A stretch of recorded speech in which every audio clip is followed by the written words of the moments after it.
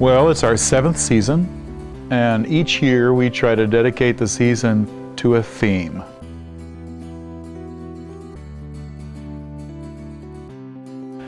This year, our culture is in tough economic times.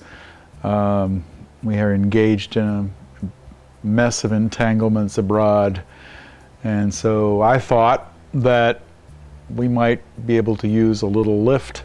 So we're dedicating our season to the power of laughter. We've done a lot of serious plays. We sort of specialized in edgy work, but that doesn't mean that comedy can't be edgy. Comedy can be tough. Comedy is often tougher on the audience than tragedy. Tragedy ennobles us. It brings out our best. When things get tough, we have to still have hope. Comedy tends to turn the mirror on the audience and say, let's look at ourselves. We may not really like what we see.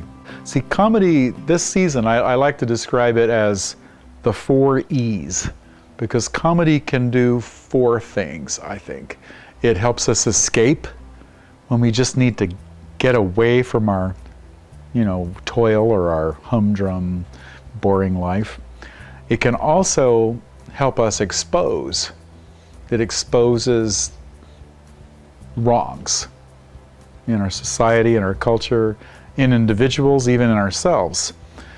And it also can empower us to change things. Sometimes a comedy will present a situation which we deem to be unjust, that we can often be laughing on one minute and realizing that there's something terribly wrong here in another minute, and hopefully leave the theater with a desire to change.